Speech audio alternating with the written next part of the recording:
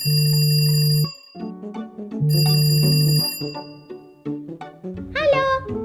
Halo, ini siapa ya? ini anakmu, Mak. Lah, anak saya kan belum lahir. Iya, ini aku.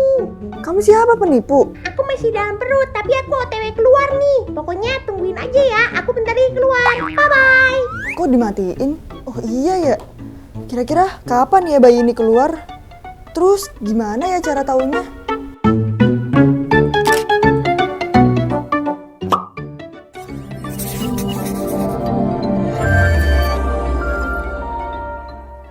Tanda-tanda melahirkan yang paling umum yang sering kita lihat itu yang pertama adalah kontraksi yang makin sering, kemudian adanya tampilan bloody show atau lendir darah, yang ketiga air ketuban yang sudah mulai mengalir. Tapi penting untuk mams ketahui, di semua tanda-tanda ini tidak mesti terjadi bersamaan, ada kalanya salah satu mendahului yang lainnya.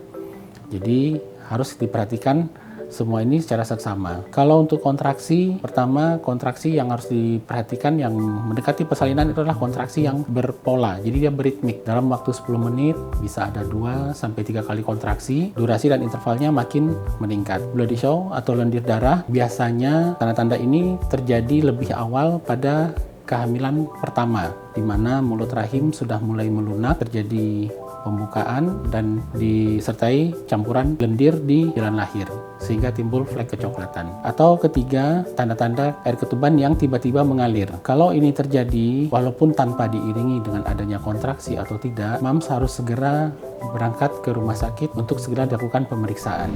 Jadi kapan mams harus segera berangkat ke rumah sakit? Ketika ketiga tanda-tanda tadi salah satunya sudah mulai dilihat makin menonjol satu tanda-tandanya, sebaiknya mams langsung periksakan ke rumah sakit. Tapi ada kalanya juga memang ketika di rumah sakit, terutama buat kehamilan yang pertama, mungkin tidak langsung ada pembukaan, mungkin harus dievaluasi. Memang untuk persalinan itu semuanya adalah proses. Jadi mams jangan lupa untuk tetap bersabar.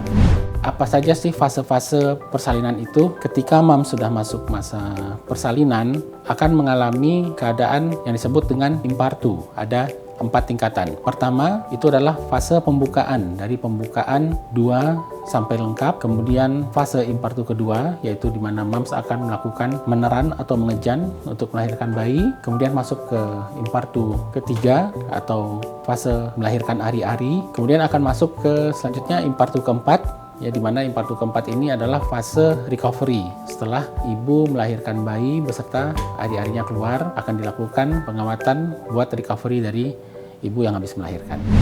Lalu mungkin mams bertanya, kapan saya harus melahirkan normal, kapan saya harus melakukan sesar? Untuk masalah persalinan, bisa normal atau sesar, itu tentunya kita melihat dari indikasi medisnya.